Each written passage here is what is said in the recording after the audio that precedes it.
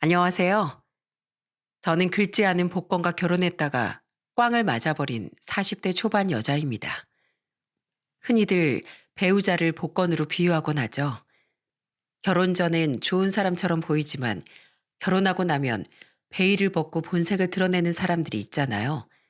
물론 실제로는 좋은 사람이 더 많겠죠. 제 주변에도 결혼하고 남편이랑 행복하게 살면서 하던 일도 더 잘 되는 경우를 많이 봤거든요. 그런데 저는 왜 하필 골라도 꽝을 골랐을까요? 겉보기에 능력도 있고 사회적 위치도 있던 남편이 그런 인간 쓰레기였을 줄 어떻게 알았겠냐고요. 오늘 저는 백만금을 줘도 안 가지고 싶은 제 쓰레기 남편에 대해 이야기해 보려고 해요. 끝까지 들어주시면 감사하겠습니다. 저는 태어나서부터 지금까지 계속 지방에서 살았습니다. 저희 남동생들은 성격이 무뚝뚝한 편이었는데 그와는 반대로 애교 많고 살가운 성격이었던 전 엄마하고 거의 친구처럼 붙어 다녔어요.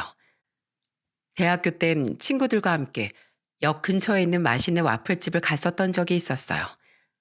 그런데 이런 데를 엄마랑 오면 좋겠다는 생각이 들더라고요. 그래서 전 집에 가자마자 엄마에게 이렇게 얘기했죠. 엄마, 이 사진 좀 봐. 진짜 맛있게 생겼지? 오늘 내가 친구들이랑 같이 가서 먹은 거거든? 이번 주말에 엄마랑 나랑 둘이서 가서 먹고 오자. 이번엔 또 와플집이야? 저번엔 나보고 빙수 먹으러 가자고 하더니만 넌 어째 대학생이 돼선 친구들보다 엄마랑 더 많이 노는 것 같다? 엄마랑 노는 게 재밌으니까 그렇지. 우리 주말에 와플집 가서 와플 먹고 영화도 보고 오자. 그 다음엔 노래방에 가서 노래도 실컷 부르고 당구장 가서 포켓볼도 치는 거야. 어때? 아이고, 아주 데이트 코스를 화려하게 짜놨구만. 내 딸이지만 정말 못 말린다니까. 저희 엄만 저랑 노는 걸 귀찮아하지 않고 오히려 좋아하셨어요. 제가 이렇게 엄마 친하게 지내다 보니 주변 어른들도 딸을 잘 뒀다며 엄청 부러워하시더군요. 그런데 하루는 엄마가 이런 말씀을 하시는 거예요. 원미야, 너처럼 예쁜 딸을 낳은 걸 보니 아마 내가 전생에 나라라도 구했나 보다. 근데 이렇게 예쁜 널 도대체 어떤 남자가 데려갈지 정말 걱정이구나. 너한테 맞는 남자가 이 세상에 있긴 할까? 원미야, 나중에 결혼할 남자 생기면 꼭 이 엄마한테 검증받도록 해라. 우리 예쁜 딸 상처받으면 안 되니까 엄마가 꼼꼼히 확인해서 네 남편감으로 적합한지 심사할 거야. 알았지? 아직 대학생이었던 저에겐 결혼이 먼 미래일 같았지만 언젠간 꼭 엄마에게 심사를 받아 괜찮은 남자와 결혼해야겠다고 생각했어요. 이후 저는 대학을 졸업하고 평범한 회사에 취직했어요. 그런데 막상 취직을 해보니 일이 너무 힘들더라고요. 매일 밤 늦게까지 야근하는 건 기본이고 직장 상사로 인한 스트레스에도 시달렸죠. 하루는 제가 너무 힘들어서 엄마한테 하소연을 한 적도 있었어요. 엄마, 나 그냥 이직할까? 매일 밤 11시까지 야근하는 것도 너무 힘들고 우리 팀장님이 맨날 나만 갈구는 것도 정말 스트레스야. 팀장님이 하라는 대로 해서 가져가면 왜 시키는 대로 안 하고 다르게 하냐면서 말을 바꾸고 나한테 막 소리도 질러. 그럼 도대체 나보고 어떻게 하란 얘기야? 아, 나 진짜 너무 답답해. 원미야, 직장 생활이 처음이라 너무 힘들지? 아마 너희 팀장님이 바빠서 너한테 지시한 내용을 잠깐 헷갈리셨을 거야. 아이, 물론 아닐 수도 있겠지. 원래 직장 생활 하다 보면 이런 사람도 있고 저런 사람도 있는 거거든. 그런데 그런 일이 있을 때마다 견디지 못하고 이직을 한다면 결국 나중엔 갈 곳이 없어져 버려. 너 아직 그 회사 들어간 지 2달밖에 안 됐잖아. 엄만 적어도 1년은 버텨봐야 된다고 생각해. 1년을 버텼는데도 아직도 못 참겠으면 그때 다시 생각해보자. 그렇게 전 엄마의 말대로 조금 더 버텨보기로 했습니다. 그런데 신기하게도 버티다 보니 정말 괜찮아지는 거예요. 팀장님의 잔소리도 익숙해졌고 업무 처리 속도도 점점 빨라지게 되었죠. 그러다 보니 퇴사하고 싶은 마음도 사라지게 되더군요. 취직한 지 딱 1년이 되는 날이 며칠 안 남았을 때 저는 엄마에게 이렇게 말했어요. 엄마, 이번 주 금요일이 벌써 나 취직한 지 1주년이야. 엄마 덕에 이렇게 즐겁게 회사 생활 할 수 있게 됐으니까 내가 엄마한테 맛있는 거 쏠게. 내가 저번에 엄마 보고 같이 가자고 했던 고급 해산물 뷔페 있지? 거기 예약해 놨으니까 금요일에 시간 맞춰서 꼭 와야 돼. 알았지? 그리고 약속한 금요일이 되었습니다. 저는 퇴근하고 미리 예약한 뷔페에 가서 엄마를 기다렸어요. 그런데 예약 시간이 10분이나 지났는데도 엄마가 오질 않는 거예요. 문자를 해도 답장이 없고 전화조차 받질 않았죠. 걱정되는 마음에 아빠 남동생에게 전화해서 물어봤지만 다들 널 만나러 간 거 아니었냐며 모른다고 하더군요. 그렇게 저는 뷔페 안에 멀뚱히 앉아 계속 엄마를 기다렸어요. 그런데 1시간쯤 지났을 때 모르는 번호로 전화가 오더라고요. 그리고 그 전화를 받은 전 정말 큰 충격에 빠지고 말았습니다. 네? 저희 엄마가 교통사고가 나서 응급실에 실려가셨다고요? 저는 허겁지겁 택시를 타고 병원에 갔습니다. 하지만 도착했을 땐 엄마는 이미 세상을 떠난 직후였죠. 얘기를 들어보니 저를 만나러 오던 엄마가 신호 위반한 차에 치이는 바람에 그렇게 되었다고 하더군요. 저는 정말 하늘이 무너지는 줄 알았습니다. 엄마의 사망 소식을 듣자마자 병원 바닥에 주저앉아서 눈물을 하염없이 쏟았어요. 안 돼. 이럴 순 없어. 엄마, 내 신랑감 엄마가 꼭 검증해 준다고 했잖아. 이렇게 갑자기 가버리면 어떡해. 나 앞으로도 엄마랑 하고 싶은 게 엄청 많단 말이야. 내가 예약한 해산물 뷔페도 아직 못 먹어봤잖아. 엄마, 진짜 이렇게 가는 거야? 정말 날 두고 가는 거냐고. 엄마, 제발 대답 좀 해봐. 어? 제발. 엄마가 돌아가신 게 너무 큰 충격이었던 전 장례식이 끝난 이후에도 회사에 휴직계까지 내고 몇 날 며칠을 울기만 했습니다. 저에겐 단짝 친구와도 같았던 엄마였기에 더욱 슬펐던 것 같아요. 그래도 살 사람은 어떻게든 살아간다고 저도 시간이 지나니 어느 정도 마음을 추스를 수 있게 되었습니다. 하지만 엄마가 없는 빈자리가 허전한 건 여전했죠.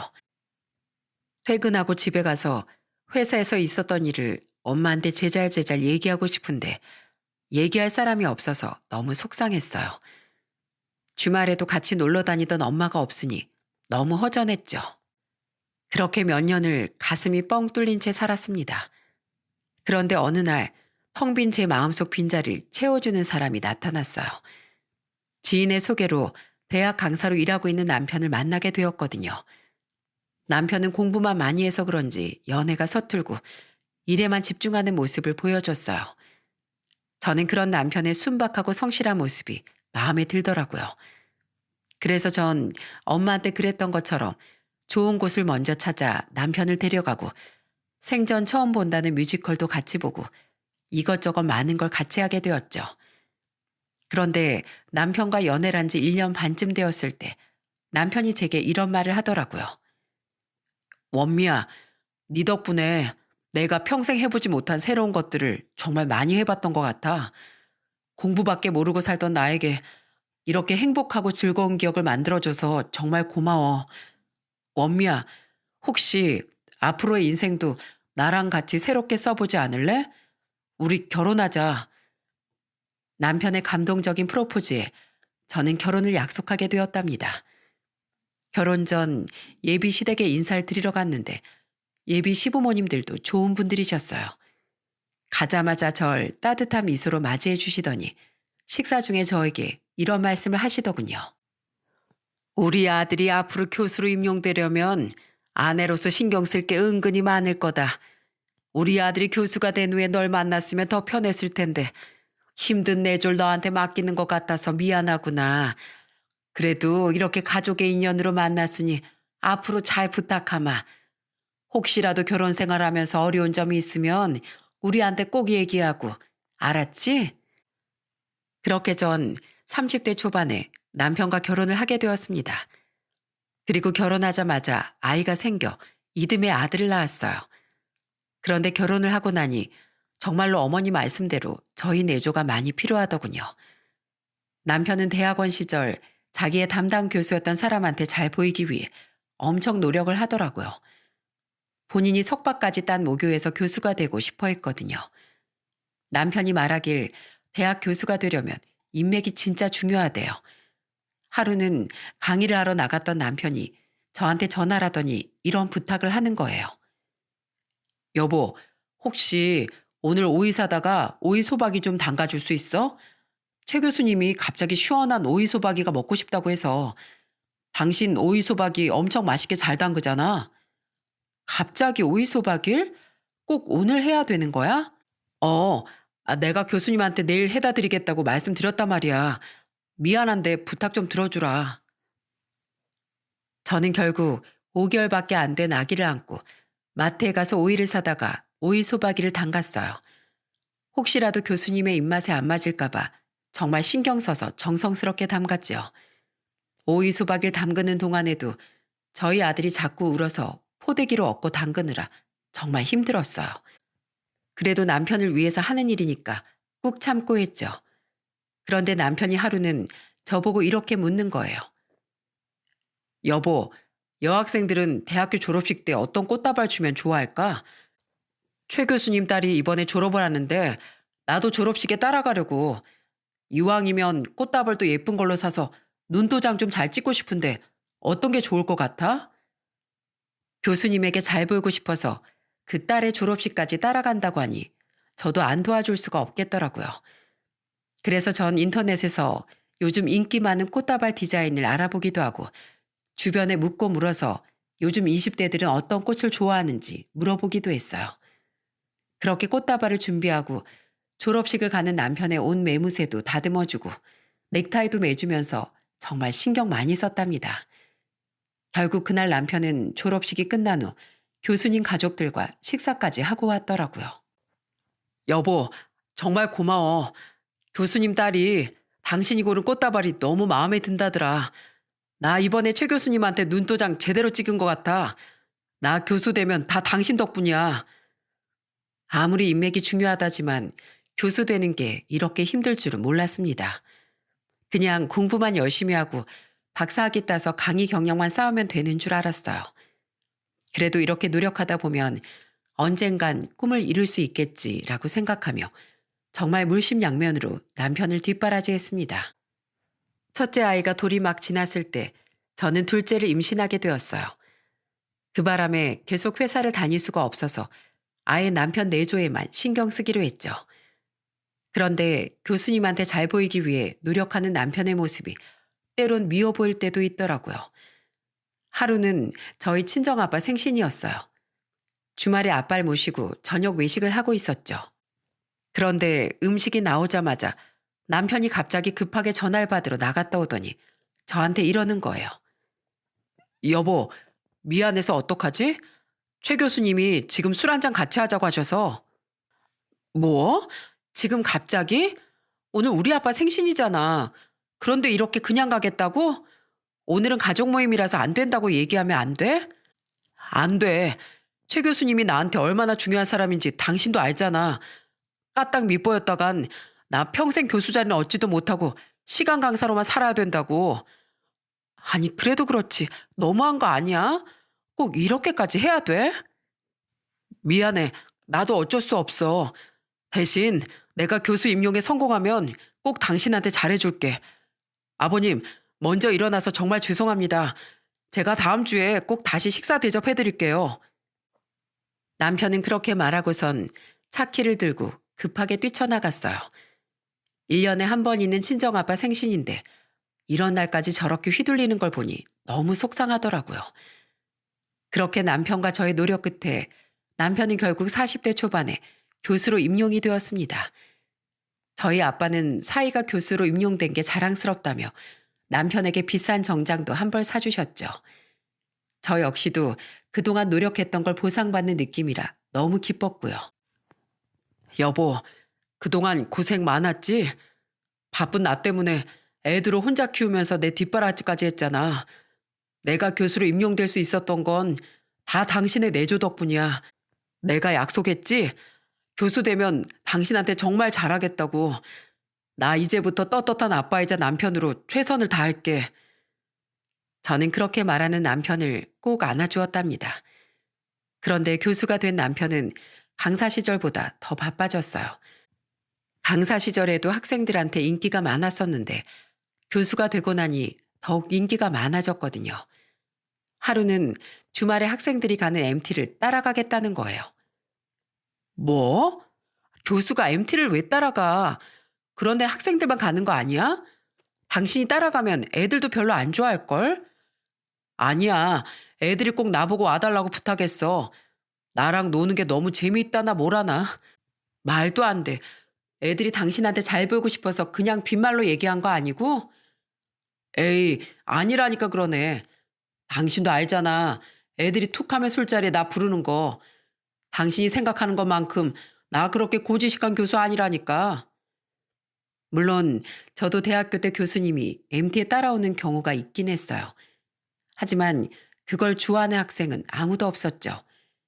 그래서 전 남편이 눈치 없이 애들 노는 데 끼는 건 아닌가 걱정이 되더라고요. 그런데 그건 또 아니었는지 그 이후에도 남편이 가르치는 학생들은 종종 남편에게 전화해 밥도 같이 먹자고 하고 술도 같이 먹자고 하더군요. 그래서 젊은 교수는 뭐가 달라도 다른가 싶었죠.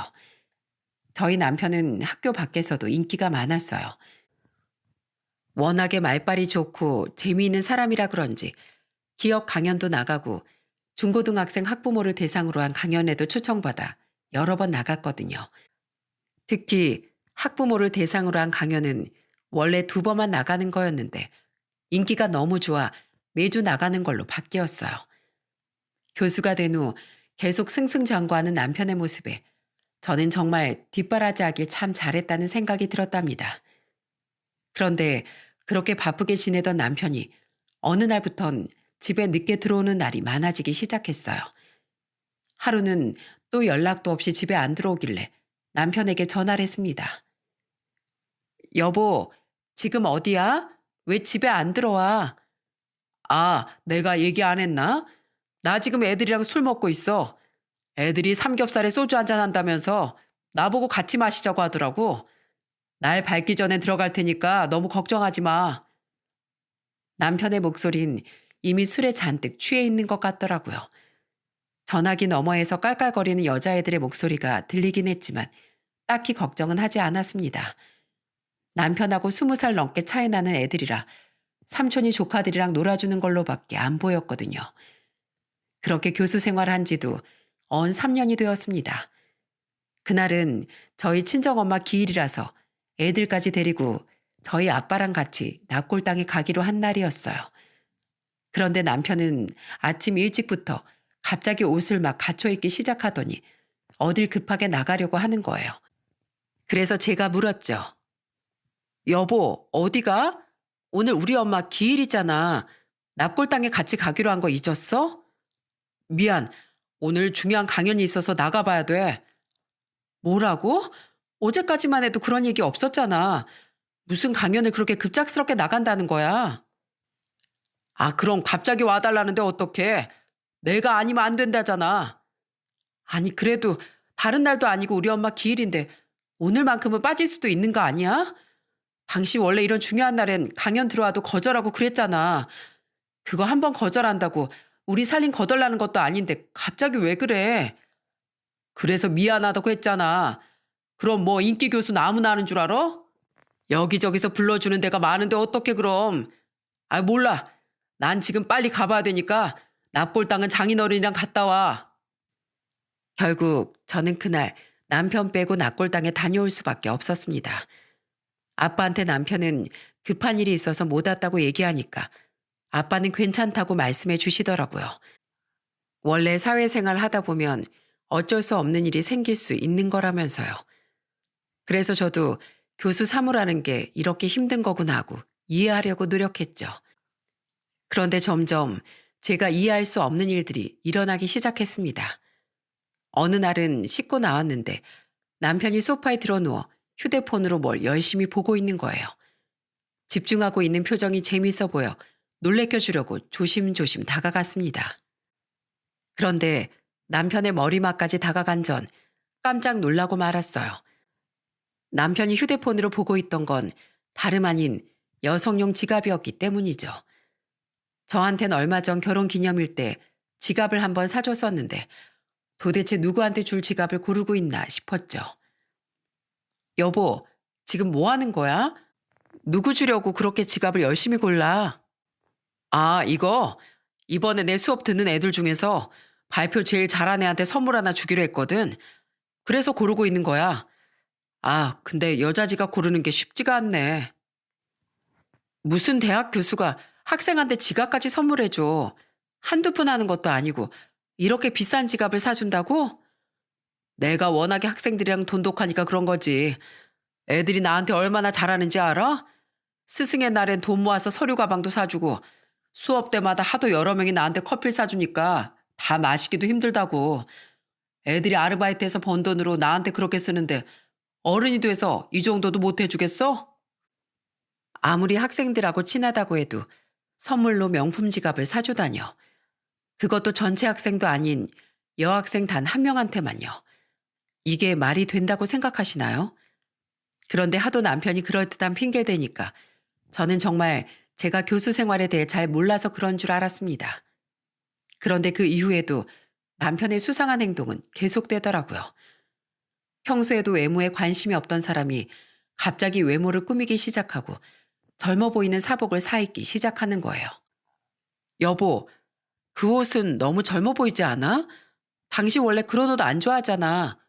너무 젊어 보이면 교수로서의 위험이 없다고 일부러 나이 들어 보이게 입고 다니지 않았어? 갑자기 취향이 바뀐 거야? 생각해보니까 내가 굳이 나이 들어 보이게 입을 필요는 없을 것 같더라고. 안 그래도 애들이랑 친근한 이미지인데 나이대도 비슷해 보이면 좋잖아. 그리고 나 정도면 동안인데 늙어 보이게 입으면 안 어울리기도 하고. 갑자기 변한 남편의 모습이 이해되지 않았지만 학생들과 친하게 지내는 게 좋아서 그런가 보다 생각하기로 했어요. 그런데 얼마 후 그동안 남편을 이해해 주려고 했던 제 노력이 물거품이 되는 충격적인 사건이 발생하고 말았습니다. 주말을 맞아 남편과 함께 건강검진을 받으러 병원에 갔어요. 서로 예약 시간이 조금 달라 저 먼저 건강검진을 끝내고 남편을 기다리고 있었죠. 그런데 수면 내시경을 하고 나온 남편을 보러 병실에 들어갔는데 갑자기 잠에서 깬 남편이 이상한 말을 하는 거예요. 장모님, 결혼 허락해 주십시오. 제가 정말 잘하겠습니다. 저는 그 말을 듣고 순간 망치로 머리를 얻어맞은 듯 멍해졌어요. 장모님이라니. 우리 엄만 남편과 만나기 전에 이미 돌아가셨는데 갑자기 왜 장모님을 찾는 건지 정말 황당했죠.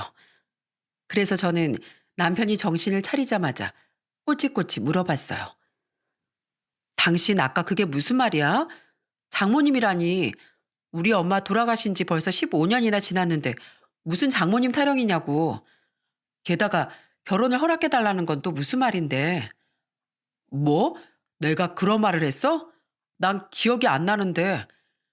기억 안 난다고 하면 다야? 당신 입으로 그렇게 말했다니까. 아, 그럼 그런가 보네.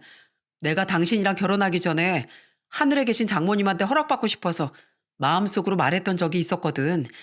수면 마취 취해가지고 그때의 기억이 무의식적으로 떠올랐나 보다. 뭐라고? 그게 정말이야? 그래. 당신 설마 나 의심하는 거야?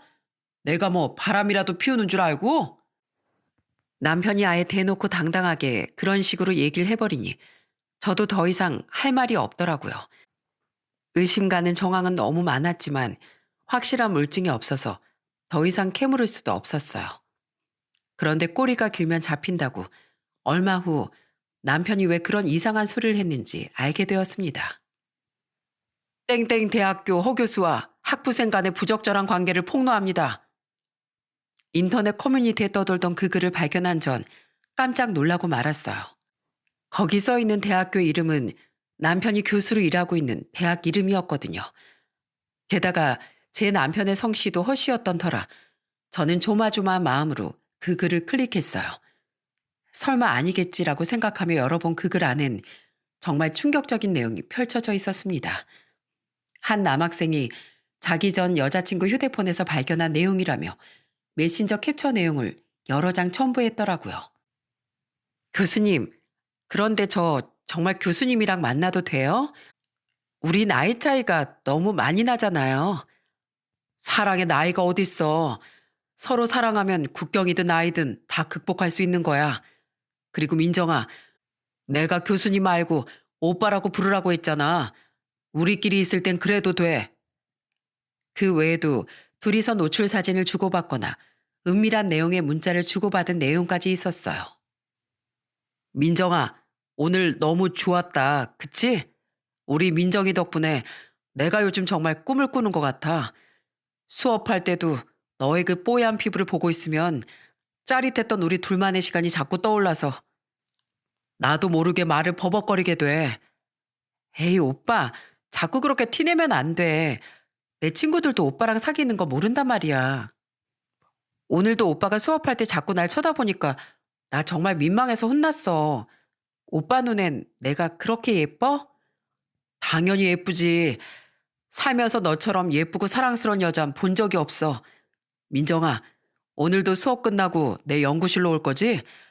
나 지금도 몸이 달아올라 죽겠다. 우리 오늘도 저번처럼 밤새서 뜨겁게 불태우고 내일은 휴강이나 확 때려버릴까? 너랑 내일 아침까지 딱 붙어있고 싶어. 아, 진짜 부끄럽게. 교수가 그렇게 마음대로 휴강해도 되는 거야? 세상에, 여자친구랑 뜨거운 시간 보낸다고 휴강하는 교수가 어딨어. 그리고 나도 시험 공부해야 돼서 시간 별로 없단 말이야. 시험 공부 안 해도 돼. 내 수업은 무조건 A뿔 줄 거니까 걱정하지 마. 오빠, 그런 걸 좀 하지 말라니까. 그러다가 들켜서 나 학교에서 경고라도 받으면 어떡해.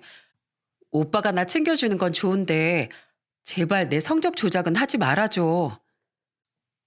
그 캡처 내용을 다 본 전 눈앞이 깜깜하고 손이 바들바들 떨렸어요.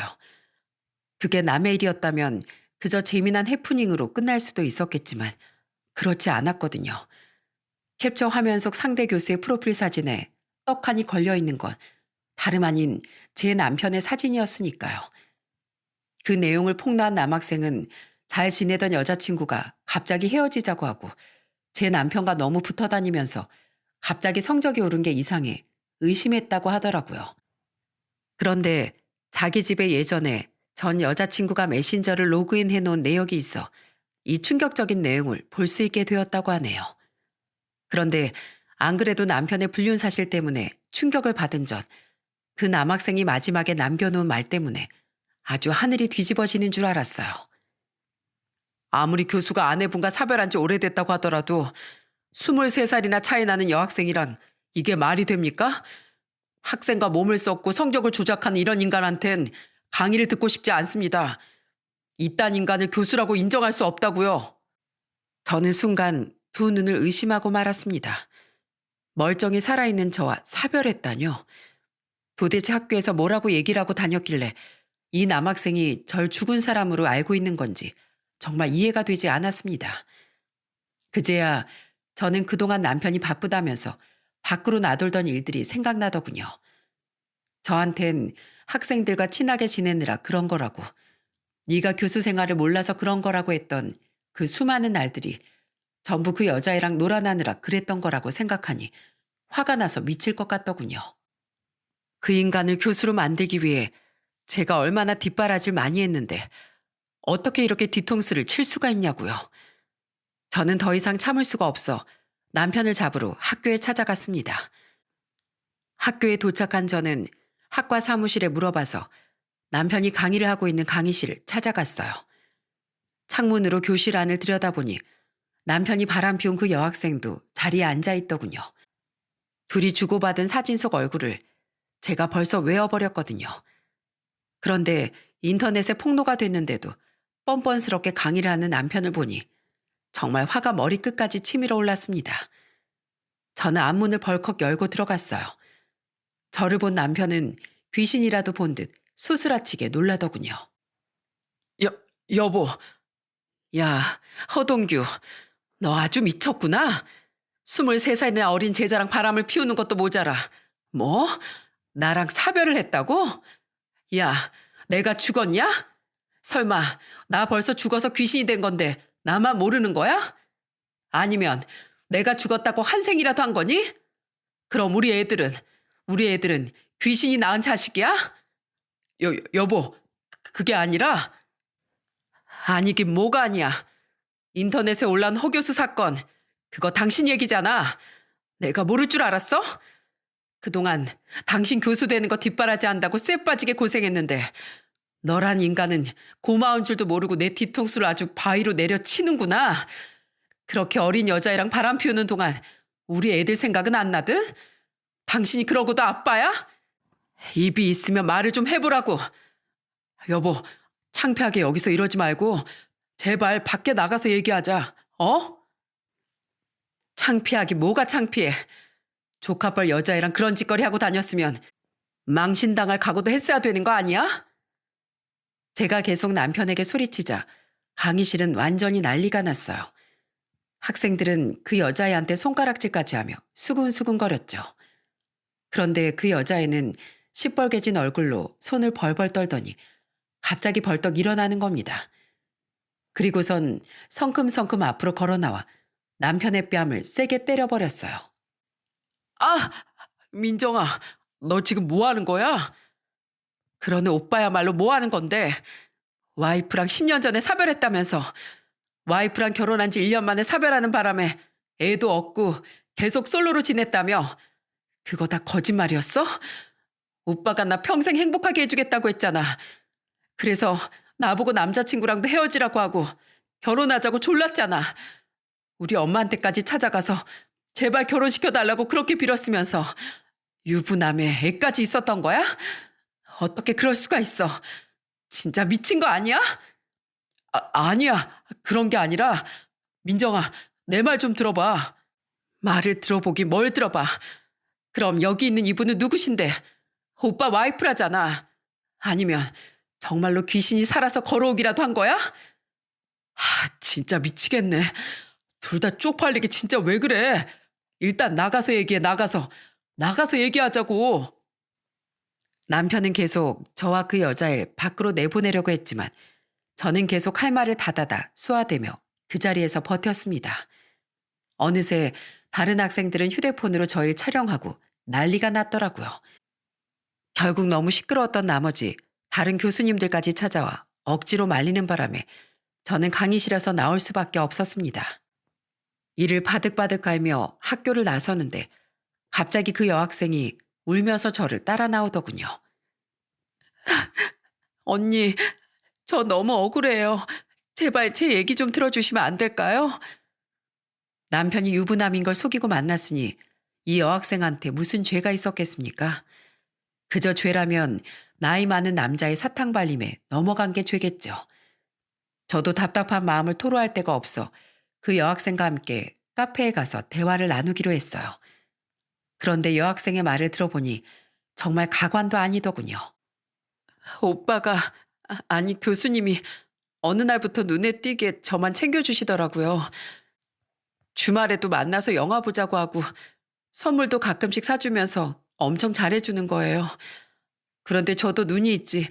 저렇게 나이 차이 많이 나는 사람을 처음부터 남자로 봤겠어요? 그냥 친한 교수님이라고만 생각했다고요. 그런데 교수님이 어느 날부터 젊게 꾸미고 다니기 시작하더니 저한테 오빠라고 부르라고 하더라고요. 그런데 저도 진짜 멍청한 게 그런 식으로 나오니까 마음이 흔들리더라고요. 마침 남자친구랑 권태기라서 헤어질까 말까 하고 있었는데 교수님이 적극적으로 나오길래 남자친구랑 헤어지고 교수님이랑 만나기 시작한 거예요. 언니, 저 정말 몰랐어요. 유부남인 줄 알았으면 당연히 안 만났죠. 제가 미쳤다고 유부남을 만나겠어요. 그랬겠죠. 나랑 연애할 땐 아무것도 모르는 순진한 인간이었는데 기껏 내가 리드해가면서 다 가르쳐 놨더니 학생 꼬시는데 써먹은 거였군요. 진짜 말도 안 돼. 내가 저런 인간이랑 결혼해서 애 둘이나 낳았다니. 그런데 학생, 아까 그 얘기 뭐예요? 저 인간이 학생 보고 결혼하자고 그랬다고요? 네, 저랑 떨어져 있는 게 싫다면서 계속 저한테 결혼하자고 졸랐어요. 자기가 나이가 많으니까 한 살이라도 더 나이 먹기 전에 빨리 저랑 결혼해서 아이 낳고 싶대요. 그래서 제가 대학도 졸업해야 되고 아직 결혼할 생각 없다고 얘기했더니 결혼만 하면 자기가 대학원까지 다 보내주고 집에서 살림만 하게 해준다고 했어요. 그런데 제가 계속 싫다고 하니까 어떻게 한 줄 아세요? 저희 집에 찾아와서 저희 부모님한테 무릎 꿇고 제발 결혼시켜달라고 빌더라고요. 유부남에 애까지 있는 인간이 어떻게 저랑 결혼하겠다고 했던 건지 저 진짜 제 입으로 얘기하면서도 이게 사실이라는 게 믿어지지 않아요. 저 완전 속은 거라고요. 그래서 학생 부모님은 뭐라고 하셨는데요? 저렇게 나이 많은 인간이랑 결혼을 시켜주겠대요? 당연히 안 된다고 했죠. 우리 부모님이 절 얼마나 예뻐하시는데요. 그런데도 교수님이 계속 울면서 결혼시켜달라고 빌었어요. 저요. 솔직히 처음엔 결혼 같은 거 말도 안 된다고 생각했었거든요. 그런데 그렇게까지 하는 교수님의 모습을 보니까 날 이렇게까지 사랑하는구나 싶어서 부모님을 한번 설득해 봐야겠다는 생각까지 했어요. 저 진짜 멍청하죠? 언니, 저 앞으로 이제 어떻게 살아요? 학교에 소문도 다 나고 저희 친척들까지 다 알아버렸단 말이에요. 저 아직 22살밖에 안 됐는데 저 인간 때문에 완전히 인생 망해버렸어요. 저 인간이 처음부터 저 작정하고 속인 거 맞죠? 저 진짜 억울해서 미칠 것 같아요. 고등학생 티를 벗은 지 얼마 되지도 않은 저 어린애가 나이 먹은 쓰레기 자식한테 속아 인생 망했다며 서럽게 우는 걸 보니 제 가슴이 다 아프더군요. 게다가 저도 똑같이 남편한테 속은 입장이라 동병상련처럼 느껴지기도 했어요. 저는 울고 있는 학생을 토닥여주며 한마디 건넸답니다. 학생, 이건 학생 잘못이 아니니까 너무 마음 아파하지 말아요. 그냥 길 가다가 똥 한번 밟았다고 생각하고 후를 털어버려요. 나야 애들도 있고 서류상으로 부부니까 복잡할 일이 많지만 학생은 헤어지고 안 보면 끝이잖아요. 아직 20대 초반이라 앞날이 창창한데 저런 인간 때문에 망했다는 생각은 버려요. 물론 소문이 다 나서 힘들겠지만 시간 지나면 다들 잊어버릴 거예요. 학생, 난 학생 편이에요. 우리 남편이 유부남인 거 알면서 만났으면 학생 머리채를 다 잡아 뜯었겠지만 똑같이 피해자인 거 아니까 학생 탓할 생각 없다고요. 혹시라도 남편이 학생을 다시 찾아가면 나한테 꼭 연락해요. 알았죠? 그렇게 저는 학생을 택시에 태워 돌려보낸 후 집으로 돌아왔습니다. 저는 속이 터져 죽겠는데 남편은 며칠 동안 연락이 두절된 채 집에도 오지 않더군요. 그런데 며칠 후 갑자기 집에 들어온 남편이 제 앞에서 무릎을 꿇고 용서해달라고 빌더군요. 그 여자애랑도 헤어졌고 다시는 만나지 않겠다면서요. 하지만 저는 그 말에 절대 속지 않았어요. 그 인간의 입에서 나오는 말이 거짓말이라는 걸 이미 알고 있었으니까요. 남편이 연락 두절된 동안 저는 그 여학생한테서 연락을 받았습니다. 언니, 그 인간 오늘 저한테 찾아왔었어요. 언니랑 헤어질 테니까 저보고 결혼해달래요. 무릎까지 꿇고 빌길래 꺼지라고 욕했더니 그동안 사줬던 선물 내놓으라면서 찌질하게 구는 거 있죠? 그래서 저 그 인간한테 받았던 지갑이랑 옷이랑 태블릿이랑 전부 다 던져버리고 그 인간 쫓아냈어요. 언니도 알고 계셔야 될 것 같아서 말씀드리는 거예요. 그 여학생 때문에 가정까지 버리려고 했던 인간이 그 여학생이 받아주지 않으니 이제 와서 저한테 잘못했다고 비는 게 너무 어이가 없더라고요. 전 울면서 빌고 있는 남편의 뺨을 한 대 때리며 이렇게 말했습니다. 야, 그 여학생한테도 한 대 맞았으니까 나한테도 똑같이 한 대 맞아야지. 그리고 그 여자애랑 헤어졌으니까 나보고 용서해달라고? 헤어진 게 아니라 버림받은 거겠지. 애가 둘이나 있는 애 아빠가 고작 23살짜리한테 가서 나랑 이혼할 테니 결혼해달라고 빌고 있니? 네가 그러고도 사람이야? 어린애랑 결혼할 생각에 신났었는데 실패하니까 이제 와서 내가 아쉽든? 왜? 이번에 또 다른 여학생 찾아보지 그래? 당신 능력 있는 교수라며? 왜 구질구질하게 이렇게 무릎 꿇고 나한테 빌고 있는 건데? 여보, 정말 미안해. 걔가 무슨 말을 했는지 모르겠지만 그건 사실이 아니야. 나한텐 정말 당신밖에 없다고. 제발 나 좀 믿어주면 안 될까? 넌 끝까지 거짓말만 하는구나. 네가 걔네 집에서 쫓겨나고 나서 지금이라도 다시 생각해달라고 비는 내용 걔가 나한테 그대로 보내주더라. 네가 아주 두 여자를 만만하게 보고 가지고 놀았지? 너 다신 이 집에 발붙일 생각하지 마. 내가 그동안 너 교수 만든다고 뒷바라지한 세월이 억울해서라도 난 절대 너 용서 못하니까 알아들었으면 꺼져. 얼른 꺼지라고. 저는 그날 이후 시부모님에게도 남편의 불륜 사실을 알리고 이혼하겠다고 선언했습니다.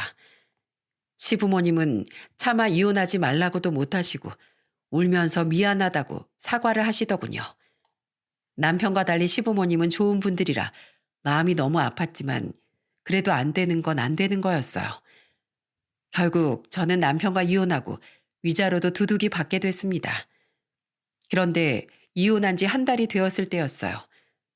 다 잊고 애들이랑 잘 살고 있었는데 갑자기 그 여학생한테서 전화가 오더라고요. 언니, 이혼하셨다고 들었는데 아마 이 소식은 모르실 것 같아서 알려드리려고요. 그 인간 우리 학교에서 교수 자리 파면당했어요. 학생이랑 부적절한 관계를 가진 것도 모자라서 저한테 편파적으로 성적을 잘 준 내역도 있었거든요. 제가 그렇게 성적 조작하지 말라고 했는데도 저한테 잘 보이고 싶어서 그랬는지 굳이 A뿔을 줬더라고요. 학생회에서 피켓까지 만들어서 시위하고 들고 일어나는 바람에 학교 이미지 실추된다고 파면됐다네요. 저도 그때 너무 쪽팔려서 바로 휴학했는데 친구가 얘기해 주더라고요. 저 솔직히 그 인간한테 속아서 몸 주고 마음 줬던 거 너무 억울해서 아직도 잠이 안 와요. 그런데 언닌 그 인간이랑 결혼도 하고 애까지 낳고 살고 있었으니 얼마나 더 억울하겠어요. 그래서 조금이라도 속 시원하시라고 말씀드리는 거예요. 언니, 전 더 이상 그 학교에서 얼굴 두고 다닐 수가 없어서 휴학한 김에 편입 준비나 하려고요. 언니도 그딴 인간 있고 행복하게 사셨으면 좋겠어요. 기껏 힘들게 교수가 되었는데 파면이라니 정말 쌤통이더군요. 하긴 그런 쓰레기 같은 인성을 가진 인간 밑에서 학생들이 뭘 배우겠어요? 저는 그 여학생에게 너도 그런 인간은 있고 편입도 성공하고 좋은 남자친구도 만나 잘 살았으면 좋겠다고 얘기해 줬어요. 이후 그 여학생과 다시 통화를 하는 일은 없었습니다. 저는 이혼 후 아이들과 함께 평화로운 일상을 보내고 있었죠. 그런데 이혼한 지 7개월쯤 되었을 때 퇴근하고 집에 돌아갔더니 전 남편이 집 앞에 무릎을 꿇고 앉아 있는 거예요. 무시하고 집 안으로 들어가려는데 전 남편이 제 바지가랑이를 붙잡고 울면서 빌더군요. 여보, 제발 나 좀 용서해 주면 안 될까? 나 그땐 정말 실수였어. 교수에 임용되고 나서 학생들이 날 너무 좋아해 주길래 순간 유부남이라는 것도 있고 인기에 도취되었었나 봐. 여보, 나 이제 다 반성했으니까 제발 나 좀 받아주라. 나 교수직에서 파면도 되고 이제 완전 백수 됐단 말이야. 한순간의 실수? 그 여학생이랑 1년이나 만났다며. 너한텐 1년이 한순간이니? 그리고 백수는 무슨 백수? 당신 인기 많은 교수라며? 학교 말고도 기업 강연이랑 학부모 대상 강연도 있었잖아. 그것만 해도 충분히 먹고 살 수 있으면서 왜 나한테 와서 난리야? 그건 내가 교수일 때 얘기지. 교수도 아닌데 누가 날 강연에 불러주겠어. 그리고 사실 그때 이후로 내가 강연하던 지역 쪽에서 학부모들이 항의하고 난리 났었단 말이야. 조카뻘 여학생이랑 불륜이나 저지르는 교수면 자기 애들한테도 어떤 짓을 할지 모른다면서 나 같은 인간이 하는 강연은 더 이상 듣고 싶지도 않대.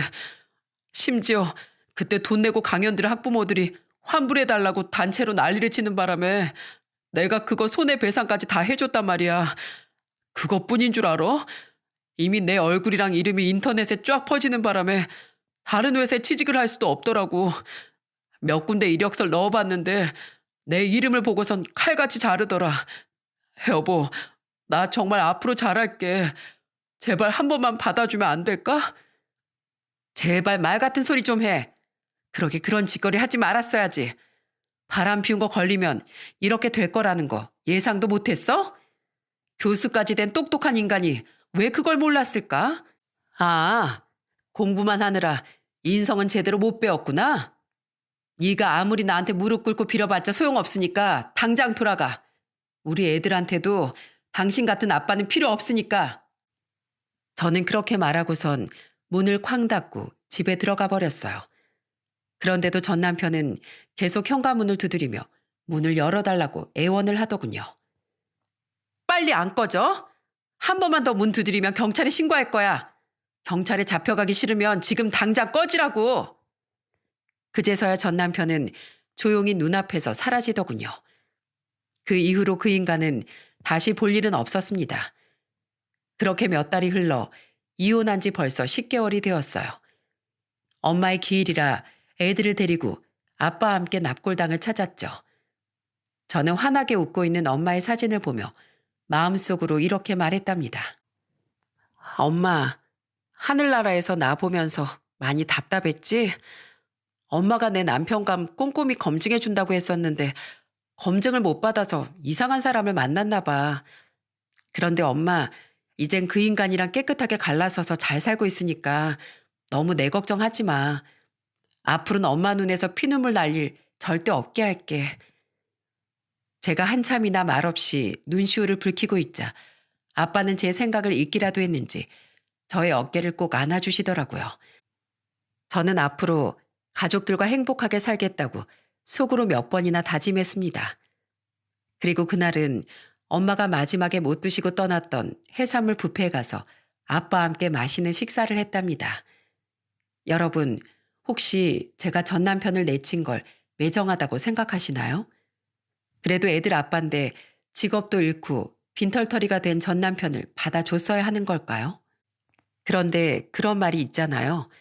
바람을 아예 안 피우는 사람은 있어도 한 번만 피우는 사람은 없다는 말이요. 혼자 애들을 키우며 몇 년 동안이나 본인 뒷바라지를 했던 절 아무렇지 않게 배신하는 사람이 또다시 배신하지 않으라는 법이 있겠어요? 저요, 우리 애들 아빠 없이도 잘 키울 수 있어요. 누구보다도 훌륭하게 키워서 우리 애들 결혼할 땐 꼭 사윗감 며느리감 잘 검증해서 보낼 거랍니다. 여러분, 저는 비록 꽝인 복권을 뽑았지만 여러분들은 부디 대박 복권을 뽑으셨길 바랍니다. 가족들과 서로 믿고 의지하며 행복하고 즐겁게 보내셨으면 좋겠습니다. 꼭 그러실 거라고 믿어요. 그럼 전 이만 이야기를 여기서 마쳐야 할 것 같네요. 들어주셔서 정말 감사합니다.